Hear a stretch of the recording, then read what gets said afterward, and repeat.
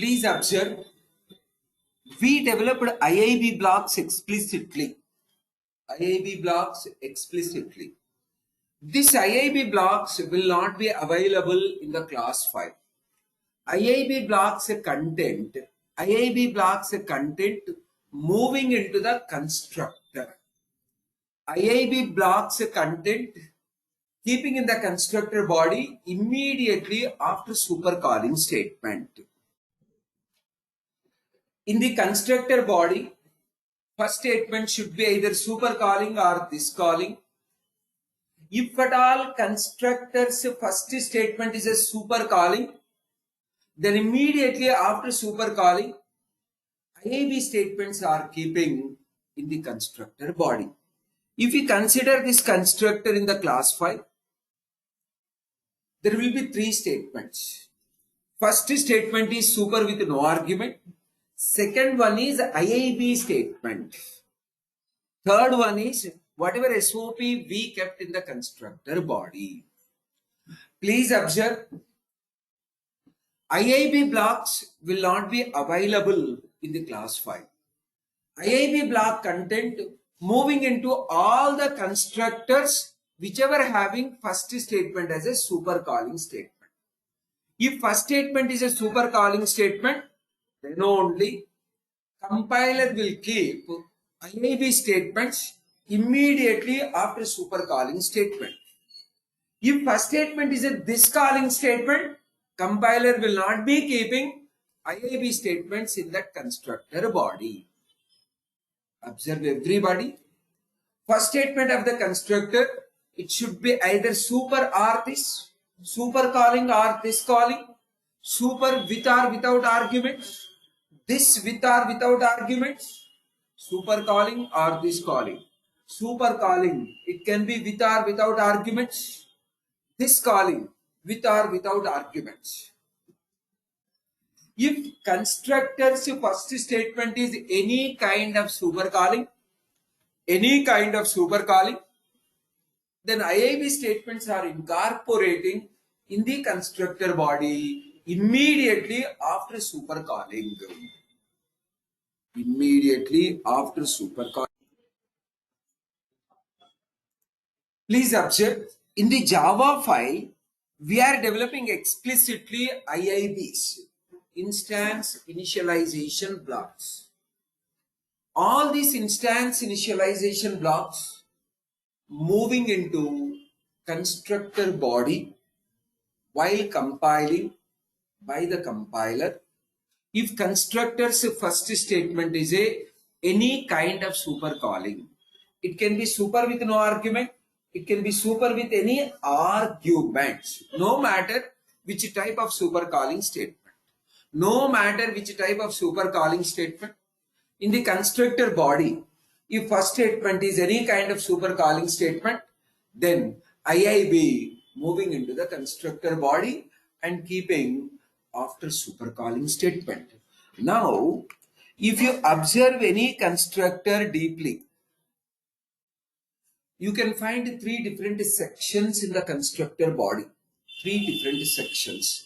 First one is supercalling statement or this calling statement. No matter whether it is a super or this. If it is a this calling statement, it will go to other constructor of the same class. There it can find supercalling statement. Come on. So through supercalling statement, you are achieving constructor chain.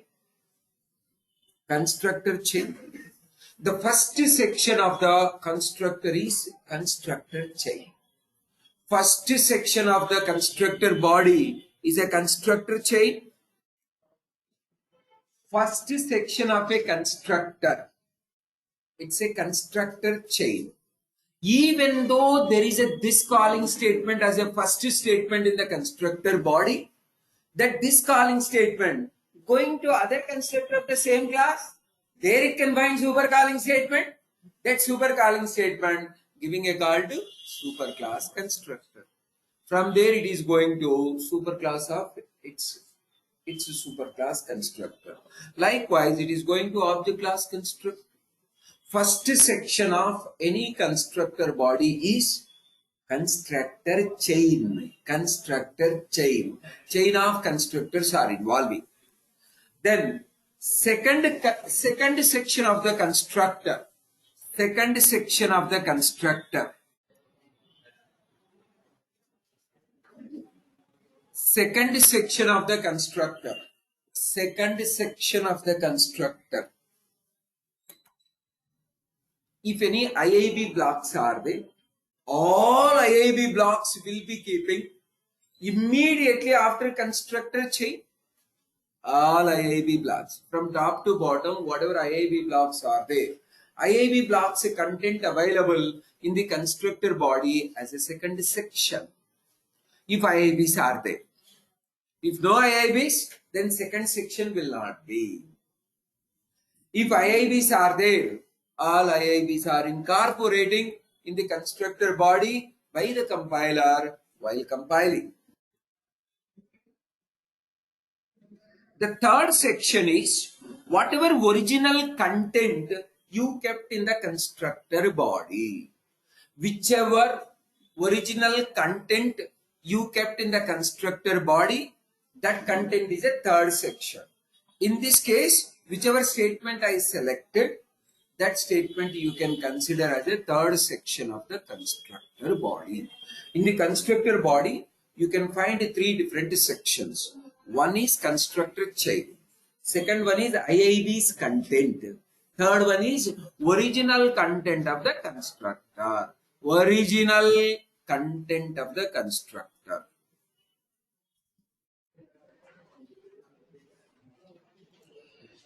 Now, if you examine L dot class, that L dot class will contain only two members. One is a constructor, second one is a main method. There will be no IIB in the L dot class. In the L dot class, no IIB. IIB content moved inside a constructor body. Please observe. So inside a constructor body, IIB content is there. While you are creating an object to L, it is going to L class constructor. First section is constructor chain. It is going to object class constructor, executing that object class constructor. In the object class constructor, no SOP is available. Then coming back to L class constructor. In the L class constructor, the second section is IIB content. That IIB content executed. Once IIB content got over, we are getting original content of the constructor, whatever we kept. Got it or not? We know very well, like constructors are not inheriting to subclass. Constructors are not inheriting to subclass. IIB's content moving into the constructor body. So IIB is also not inheriting to subclass. No more IIBs in the class 5. IIB content available in the constructor. Constructors are not inheriting to subclass. So internally, IIB content also not inheriting to subclass. Sir, no more IIBs in the class 5. In the class 5, IIB's content moving into the constructor body. Constructors are not involving in the inheritance. So internally, IIB is also not inheriting, not involving in the inheritance. IIB's content moving into the constructor body.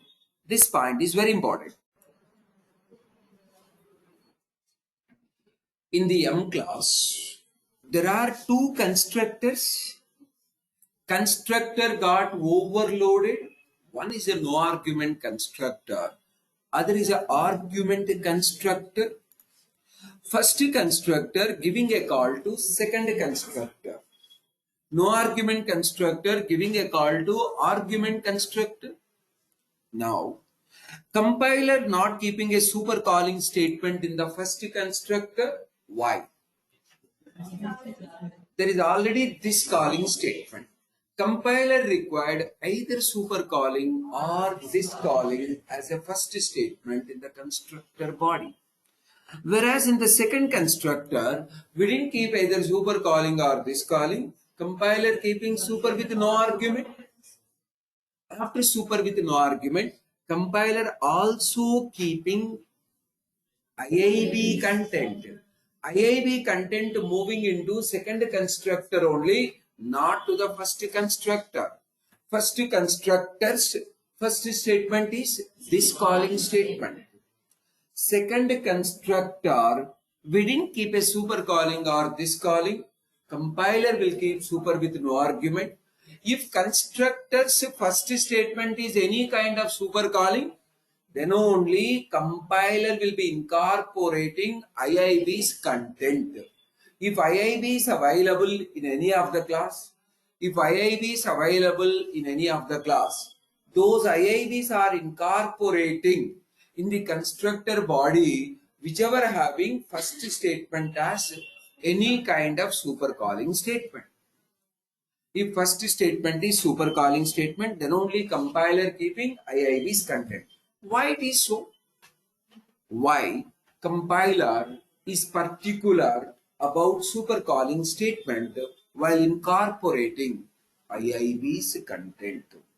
Please observe, IIB should execute only one time for one object creation, even though multiple constructors are involving. Even though multiple constructors are involving, IIB has to execute one time only.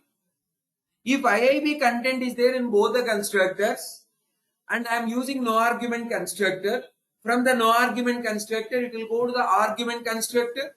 In the argument constructor super is there. Because of the super it is going to superclass constructor executing constructor chain. After executing constructor chain, it is executing IIB content from the second constructor.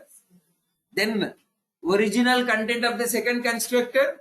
Then coming back to first constructor. After this calling statement, if there is a IIB content, it executes one more time. Yes or no? It should not execute. IIB content should not execute more than one time for the same object creation. That is why compiler not keeping IIB content immediately after this calling statement in the constructor body. Why? Because through this calling statement it is going to other constructor. In that other constructor it can get the IIB. It is executing IIB in the other constructor. It should not execute IIB once again from the first constructor. IIBs are guaranteed to execute one time for one object creation. One time for one object creation. IIBs are guaranteed to execute one time for one object creation.